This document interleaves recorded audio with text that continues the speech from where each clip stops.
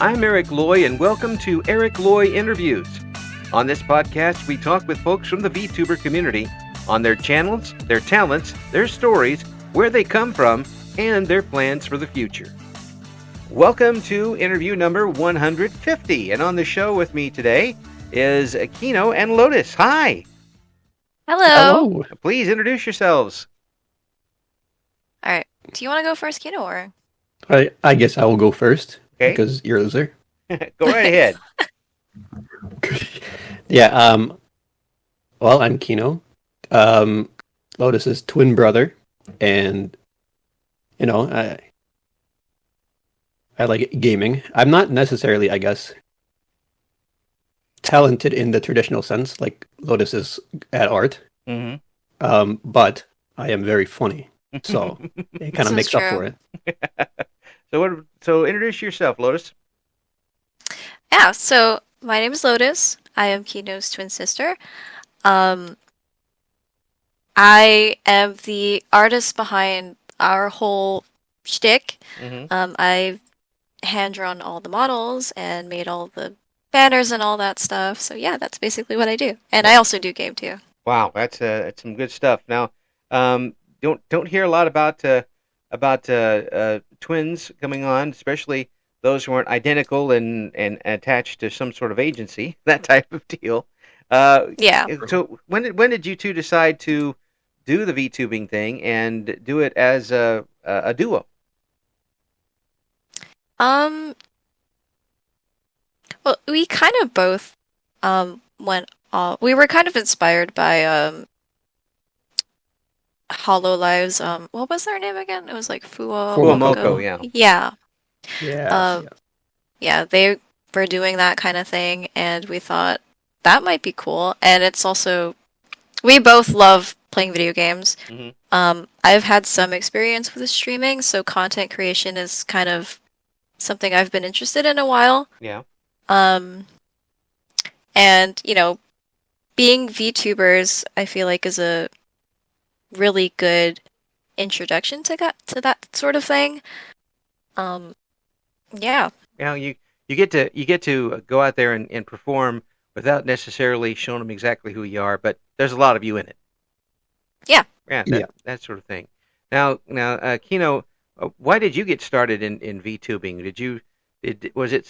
Were you attracted by the chance to perform in front of people? Yes, actually, I was. I've always been told a lot in my life, hey man, especially when I start to open up to people, you're kind of funny. Why don't you do stand-up comedy or something?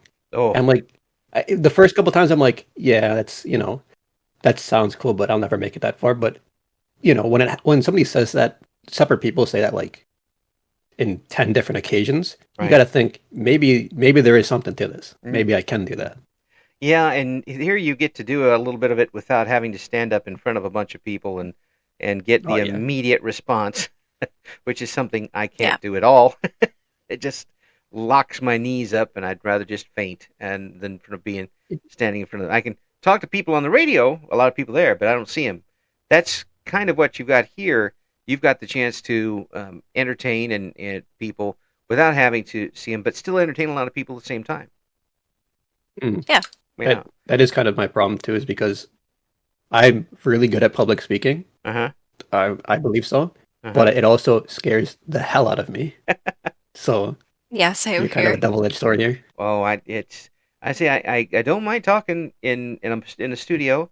I don't mind talking to a couple people in a studio, but it's just seeing everybody out there looking at me with their eyes and stuff. And especially that's a whole different story. Now, Lotus, as far as your art is concerned, have you always been an artist? I have. Yeah. I've been an artist for quite a few years now. I think I probably started drawing digitally around 2016, 2017, something like somewhere around that time. So I always like looking back on the progress that I've made. Yeah. And I've Yeah, so you've done it for a while. Yeah. Yeah. Were you self-taught, or did you go to training for any of this? Uh, self-taught, yeah. Sometimes I'd look at videos like tips on what to improve and all that, but yeah, mostly self-taught. And you were able to go from the notebook and pads and paper to the computer pretty easily, or did you start off on the computer? I did traditional art like pen and paper, pencil and paper. Hmm. I did that for a little bit, and then I wanted to try digitally. Hmm. The first ever tablet that I owned was a non-display tablet. I forget the brand, but I've just been drawing on non-displays because I find it kind of easier. Hmm. And being self-taught, that's how you know how to do it now. Yeah, Yeah. yeah. Yeah. And have you found that hard to add new things into it? Maybe a new product comes in and it takes you a little longer to learn it, or have you been able to pick them up pretty easily? Um, I think it's a little hard for me to try and pick up something new. Like for example, I've been consistently drawing on a single program, like a software, my whole life. Right. And I try something like Clip Paint Studio, and it's kind of hard for me to like adjust because everything is like a little different. Mm-hmm. The interface is a lot different than what I'm used to. I'd imagine that although you're advanced at and self-taught, sometimes if you the things that come out are coming out for people who are um, book learned into it, and it's Yeah. and maybe you're left-handed and it's right-handed or something. There's it's a little tougher to learn, but you Yeah, have definitely. but you have been able to get through it. Yeah. Yeah, Yeah. cool. That's good. That means to me that you've got more than just a passing interest in it, and you want to learn it your way and put your own mark on it. Hmm. That's cool. Now as far as Kino, I mean you've been out there trying to entertain folks now, and then folks have actually told you should be up and on stage for comedy. Did you ever get up on stage and try something? Um, Actually, recently I've gone up. I was at a convention, like a local convention, a Uh-huh. pretty sizable one for university, Yeah. and for two of the panels, I was what I think is like one of the stars of the show because um, I learned those couple of days that I could do a really good Carl Wieser impression. Oh. So I went up and I went up to like the karaoke, the Hmm. cosplay karaoke. I'm like, you know what? I'm gonna go sing this like two songs as Carl Wieser, and then it was a riot. Yeah. And then I get people coming up and doing the same thing. Somebody Yeah. went up and sang as Hatsune Miku. Somebody went up and sang as like Kermit the Frog. Oh. It was so funny. Oh. So I mean, are you able to do different voices, or is is that something that just came as spur of the moment? As spur of the moment, I just like tried to do the voice. I'm like, wow, that's actually not that bad. Yeah, I'd say that if you're able to do that, that can and with your cadence and your ability to project your voice, which is very good, by the way. Um, yeah, that might be something that you can look into, maybe doing some Yeah, voiceover work. maybe. Yeah, Yeah. that's certainly something in the future to take a look at. As far as streaming goes, have you found it to be um, easy to work together on a stream, or would you rather be like one or the other, or both, or how does that work for you? We've actually not started streaming it because of how we're going to do it, Uh huh. and because we also want to reach a certain follower count before we actually, officially debut and do everything. Okay. Um, what I've noticed is that like let's take the Hololive example. Uh huh. Um, they used to stream on one computer, and one person would play the game, the other one would be there, right? Right. Which is fine. Yeah. But what we want to do is um, maximize the amount of funny moment, which is to say put two POVs on the same stream. Oh. So half the screen is her, half the screen is me. So in case something funny happens but nobody's looking, you can see both POVs instead of having to miss out on one. Which could also extend to like, let's say she doesn't want to play a game Yeah. and I want to play a game. She can do an art stream on one side and I can play a game on the other side. Ah, well, It's that's like true. a real Zoomer maxing. Yeah, yeah. Stream. Try to get cram as much in there as you possibly can. Now, how is that going to work with Yeah. chat? Are you going to each have your own little Um, chat, or how's that going to work? well, we're both going to be streaming on the same Twitch account at the same time. Yeah. Yeah. So we'd both just be looking at the exact same chat. Oh, okay. So you'll be reacting to the same chat, and the chat will be reacting to you both Yeah. at the same time. Yeah. That's an interesting idea. I don't think anybody's done something like that yet. Not that I know of. I don't either. So that will work out pretty good. I really work good on some of these games that you can use the two people on, and but if it's like the old stereo days, one person on one side, one person on the other side. Yeah. The only if you're both doing two different things, though, is it going to be tough for you to respond to chat? Because if, say, Kino, you're playing a game and Lotus is doing artwork, if you're doing two different things, how are you going to keep from running over each other? I don't know. I don't think we've thought about that really. Well, I don't think we'd run over each other though, because that's typically what we do in VC anyway. I'm playing something and you're doing something That else. is true, yeah. And most of the time we're not interrupting each other at all. yeah. We're still vibing. Yeah, well, I mean, you made it this long without running over each other too much, I imagine. Yeah. Yeah. It'll become, and maybe it'll be natural for you to kind of hit the right pause points when you're going through, and who knows what type of shenanigans will come up after that. Even if you're both doing different games, that would be even stranger, I would imagine. One of you's doing Stardew Valley, and the other one's doing Fallout. That would be an interesting type of thing to go through.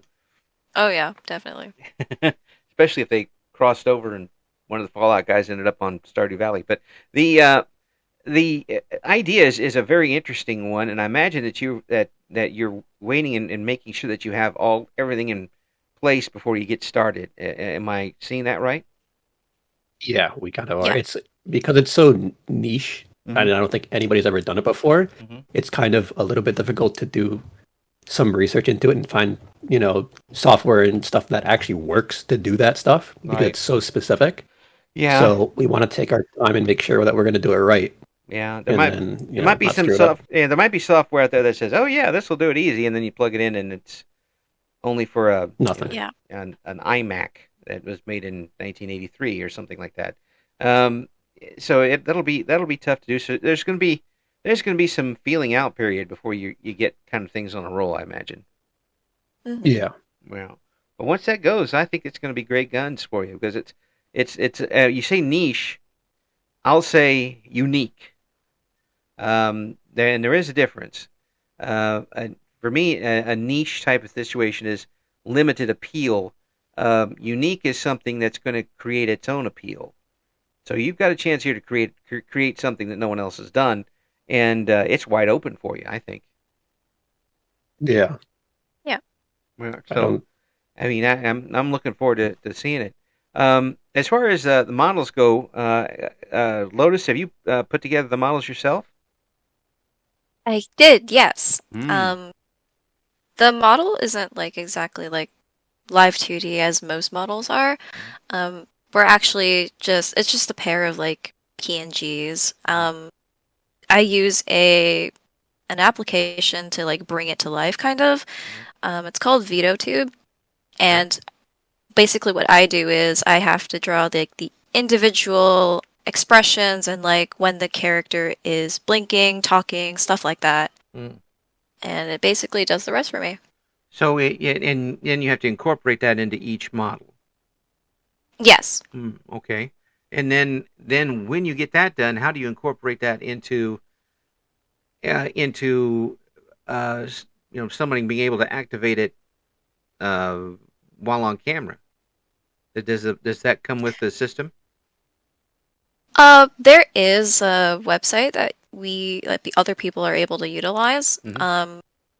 I believe it's called Vito Ninja, something like that. Yeah.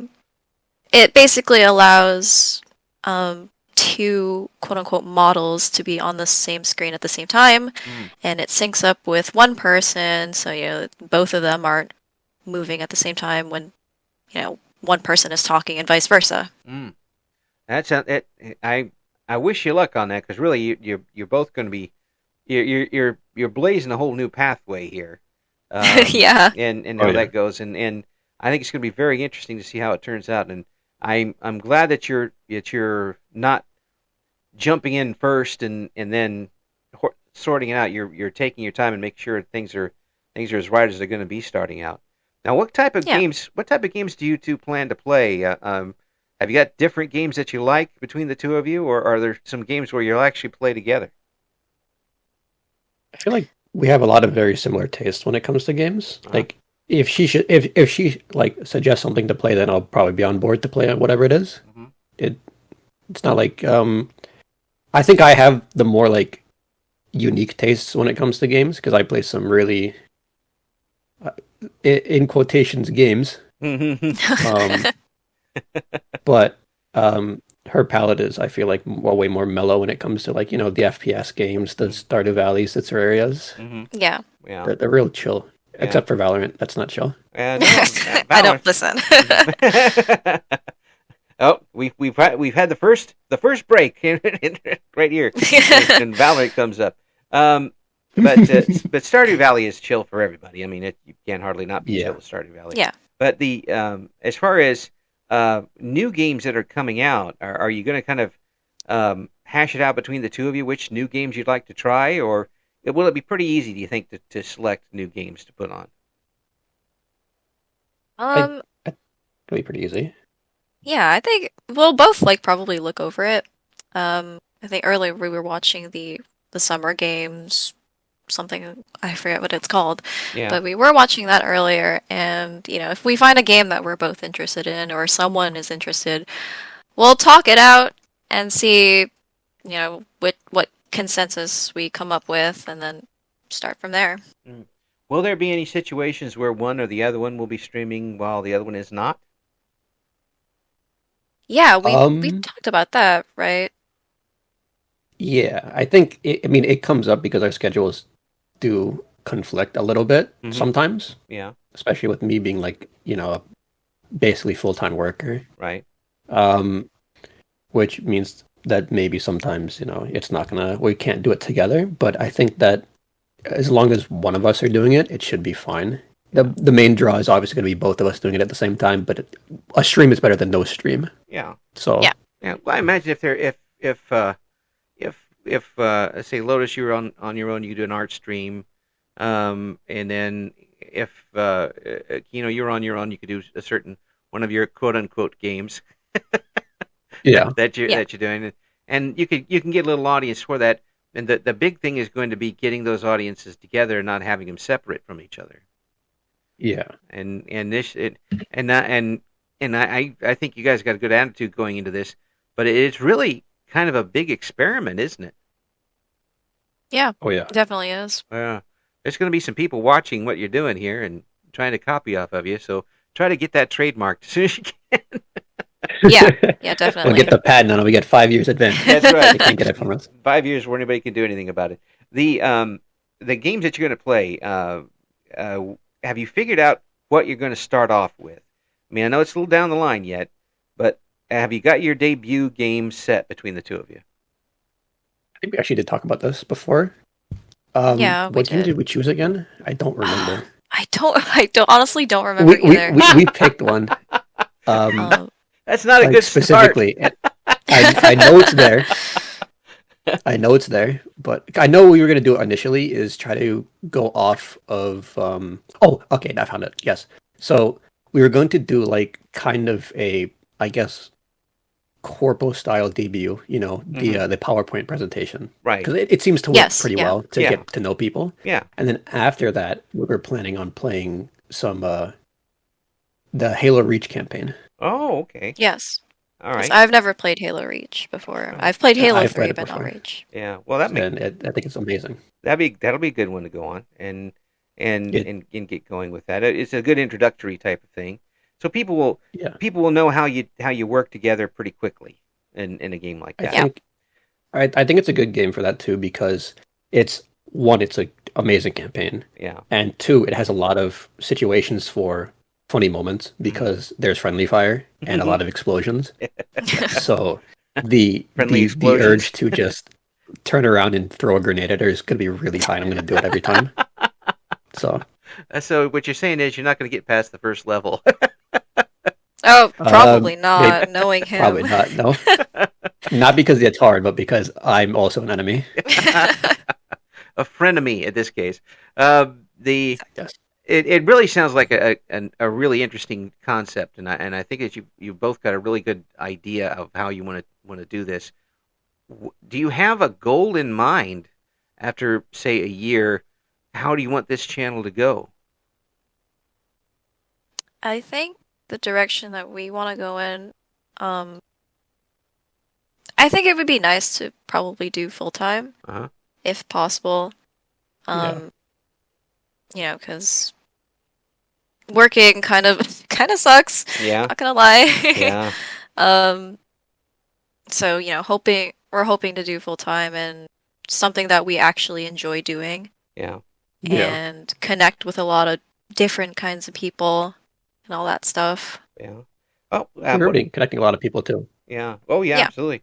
And how about collaboration? How's that going to work with you guys? Are you going to search out a lot of people to go online with, or how's that going to work? Well, as I basically work as the social media manager as well, because I am addicted to social media, and I post like every hour something stupid. We're gonna have those links up in the description, by the way, for folks who want to see all that. The majority of our tweets it's just Kino. Because it's me, and I post something really funny. I respond to somebody funny, or sometimes I get it's like midnight and I get very drunk, and then I type stuff, and I wake up like, why did I type that? What did I do here? But we've actually gotten a couple of people that we've talked to semi-regularly already, which is pretty impressive for us because we just started, all this Twitter stuff like a month ago. Yeah. And to already be like doing off collab with a streamer, which is really nice. That's excellent. Get off to a start like that. People are interested right away, and then once you kind of get the people coming in to see what's going on, now you got to keep them, and expand from there. And it sounds like you've got some ideas already for what to do about that, which is good. Oh yeah. Yeah. So and marketing, which everybody hates the word, but it does make a big difference as far as this goes. And how many times per week are you going to be able to stream, do you think? Given how your work schedules are right now. Well, maybe. I would hope at least my work schedule is like flexible enough, so I would hope maybe at like 2-3 hours at like 3 times a week to begin. Yeah, and when they're both, could be fine. Get it started, and will you take them on, say, put them up on YouTube afterwards or something like that? That would probably be a good idea. And we might also get into editing. Yeah. To try to splice up a 3-hour session into a bite-sized, 10-15 minute video. Yeah. Like the YouTube shorts. Well, you're taking it. YouTube shorts. Yeah, you're taking it into a different dimension here. So I would think you'd want to try to take advantage of everything you can to do this. So I'm quite impressed with the both of you. I think this is going to be a very interesting thing to see over the next few months once you get everything together.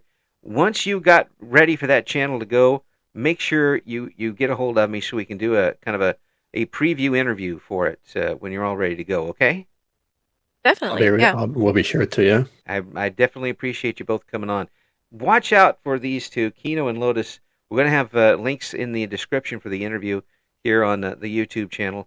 Watch out for the both of them. This is going to be a very interesting duo. They're a very interesting duo to start with, but it's also going to be to see kind of the future of what some of VTubing is all about. Thanks to both of you for coming on. I appreciate it. Yeah, of course. Thanks for having us on. Thank you for listening to Eric Loy Interviews. Join us again next time when we talk to another member of the always interesting VTuber community.